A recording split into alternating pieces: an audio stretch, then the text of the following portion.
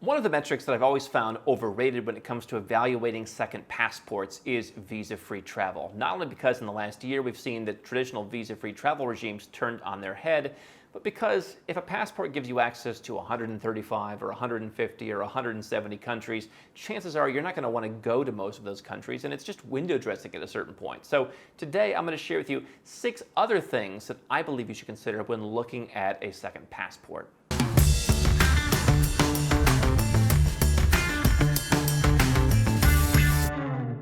Hi, I'm Andrew Henderson. I'm the author of this best-selling book available on Amazon and the founder of Nomad, where our team of over 50 people worldwide and our network of experts helps 7- and 8-figure entrepreneurs and investors legally go where you're treated best. More at nomadcapitalist.com. So visa-free travel, definitely important. Here at Nomad Capitalist, we spend a lot of time working with Westerners, including many Americans who are looking at a second passport as either a plan B, I'm going to keep it in my back pocket, who knows if I may need to leave the US, who knows if I may even want to be an American in the future, and hey, I'm used to having a pretty good passport from a travel perspective, I'm used to being pretty respected around the world, I want to get as close to that as possible. Now I've put together a 3-step plan for recreating the travel privileges of a US or other Western, what we call Tier A passport. You can definitely watch that episode here on the channel. But I also think that visa-free travel is a little bit overrated in the sense of, are you going to go to every country in South America? Are you going to go to Albania or Myanmar? Are you going to miss out if you give up US citizenship on having one of the few passports in the world with visa-free travel to the Central African Republic? Is that really what you're missing?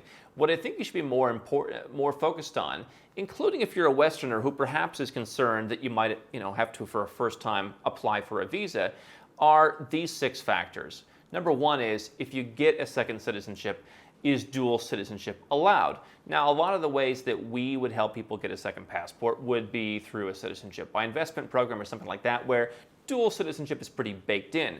But dual citizenship needs to be understood because there are some countries where, okay, you can have one passport and then you can have a second. There may be restrictions, including if you're naturalizing a country where either your home country or the new country says, fine, you can have one other passport, or, okay, but you can't get any more after this. Or there may be an issue where you can only keep your passport through a certain treaty. And so again, you may not be able to get more passports beyond that.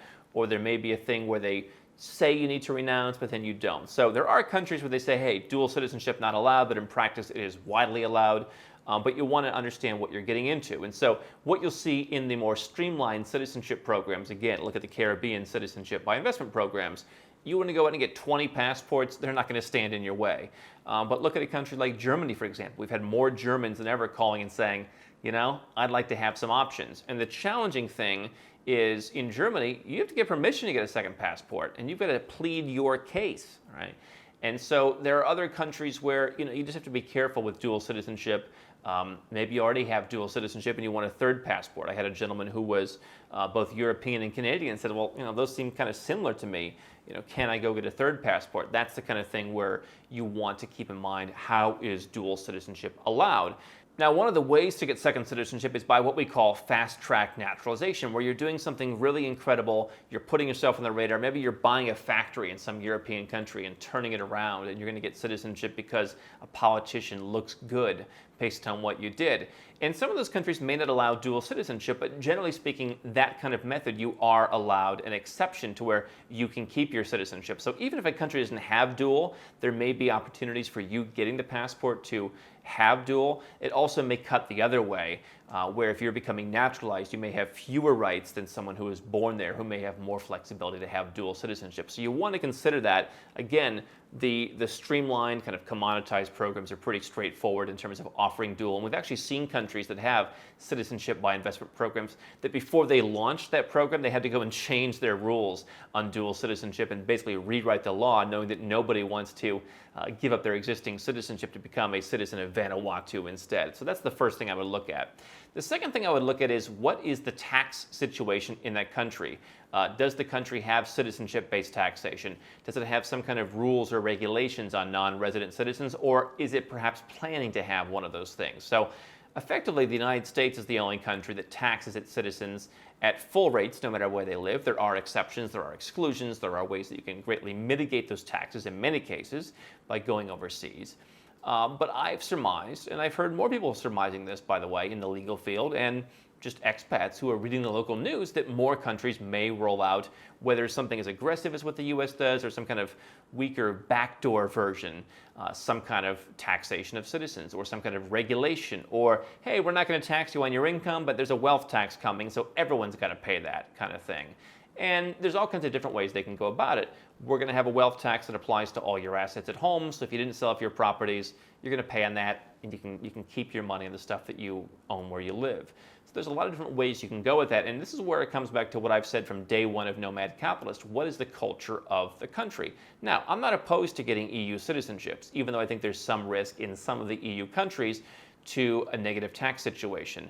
Do I think that Portugal or Ireland or Bulgaria or Lithuania are going to be the first to sign up for this kind of program? No. In fact, you've seen countries like Hungary push back on a lot of different kinds of tax hikes that the EU in general wants to do. And so I think that stuff may be more difficult, but you do want to be aware of it because, we talk about how even if countries don't pass new taxes, the fact that politicians on the fringe become more mainstream talking about them is definitely a reason for concern.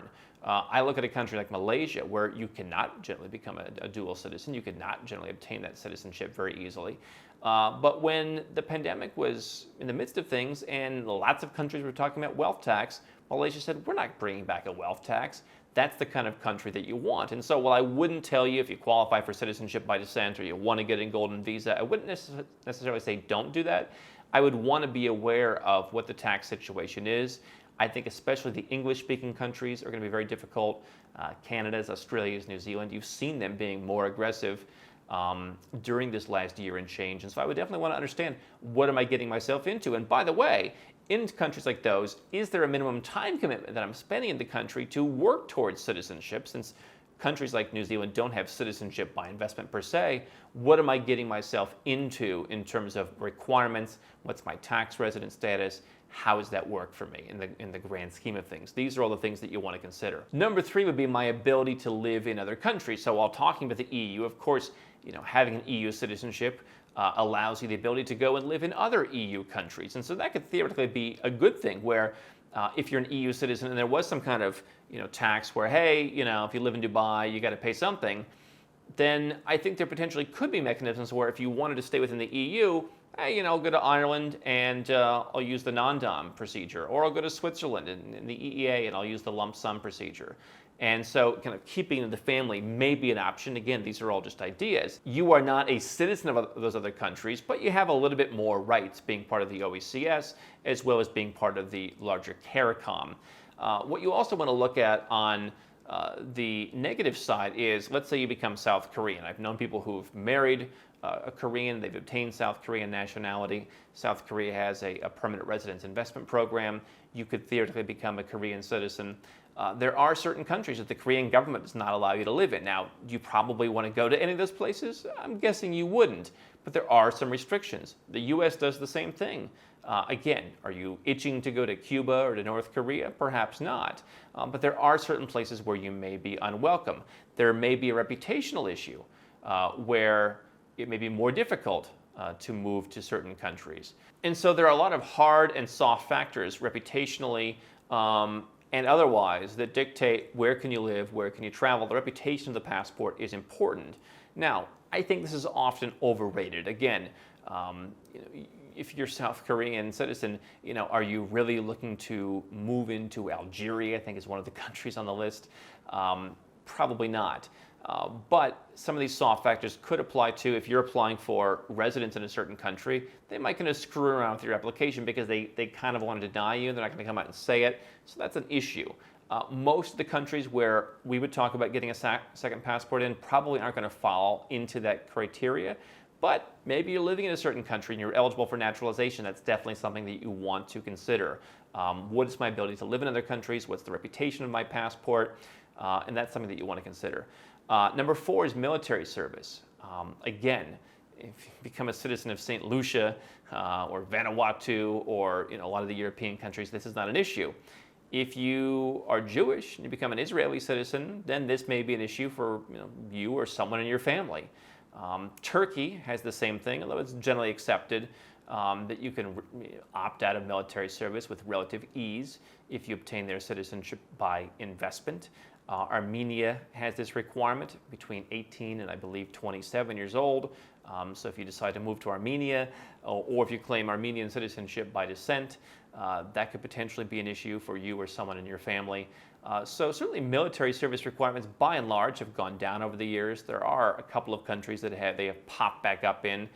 What's interesting actually is in some countries, even if you renounce your citizenship, your requirement to, in theory, serve in the military does not go away, or to be called up through a draft does not go away, which is kind of interesting.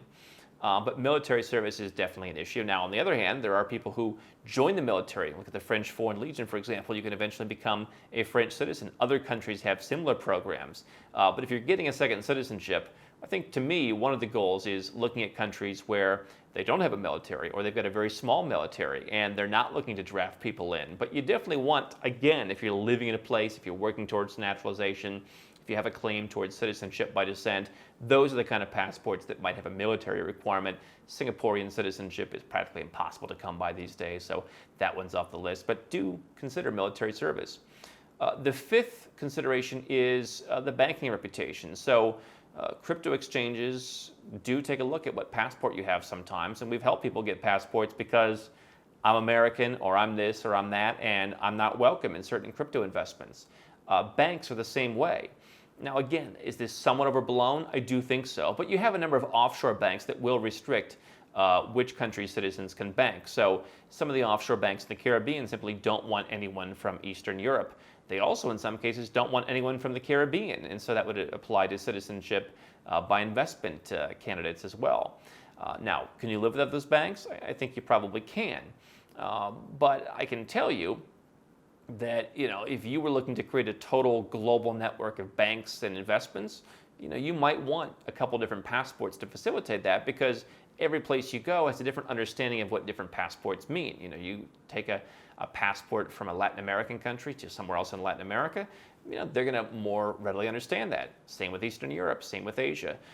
And so you look at countries like Vanuatu, for example, that just don't have a great reputation. You take that to a bank in a prestigious jurisdiction like Singapore, they may let you in, or they may really, take a second look at that. Obviously, the U.S. passport is one where a lot of people really turn their nose up at you. And so there may be banks where, hey, we'll take Vanuatu, we'll take St. Lucia, we'll take whatever, just don't be American. But you want to consider, where are you trying to do business? If you're attaining Russian citizenship, let's say you're married to a Russian, or you're moving to Russia. A lot of people who've moved there and done business, they love Russia. Certainly that's going to be kind of at the bottom of the barrel reputationally in terms of opening up bank accounts all around the world. And the question there then is, and I was having this discussion with a immigration expert here in Europe recently, is, in what future banking or immigration procedures do the due diligence people look at where you're from? If I use a citizenship from a certain country, do they say, in some cases, yeah, but he's really an American and he's the cultural traits of an American and, the due diligence profile of an American? They may or they may not. It really depends on the policies. And so you want to kind of be aware of that and figure out what you're trying to accomplish. The last criteria is travel reputation. Are you welcome in various countries? And I think this often comes down to you as a person. That's where I think that, being from the West, having the U.S. place of birth, having the Western place of birth, speaking good English, looking polished, looking professional, does come in handy. I think that, I have traveled. I've talked about the Comoros passport. I went into Hong Kong a couple of years ago with the Comoros passport. I don't use it much these days, but I think they kind of looked down, looked up, and like, where's this country? Are you from this country? And they realized, oh, okay, this guy doesn't look like a problem. Whereas, if you came looking disheveled, looking like a mess, then, they might give you more grief. So certainly the passport that you have is an issue. That said, I have friends from Mexico, Colombia, parts of Central America, and I asked them, when you travel, do you get a lot of issues?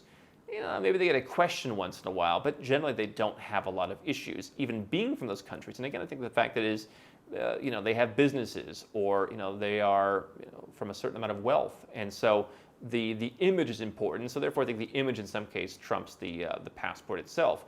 But definitely, for example, look at Georgia, where I spent a lot of time. If you are from a country that is more friendly with Russia, Nicaragua, for example, you may get a little bit more scrutiny.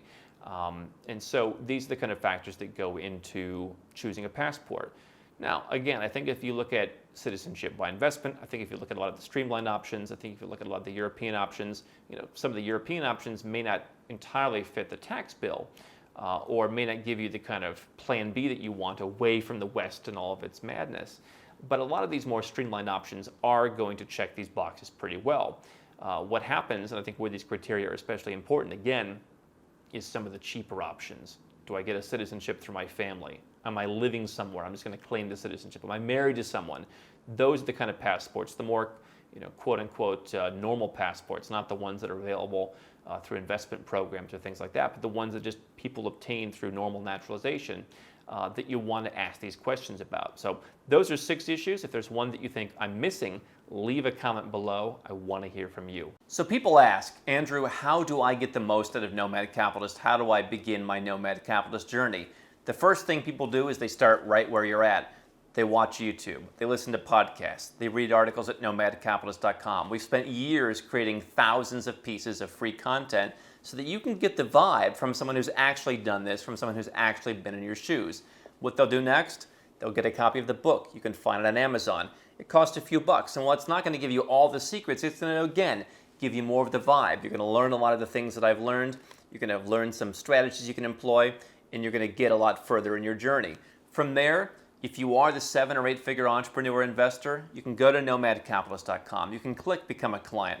We're pretty busy these days, but we have availability to help a limited number of people who want to create a holistic plan, something that I think is so important. So if you want to do that, go to nomadcapitalist.com, click Become a Client, learn more about how it works and how we can help you.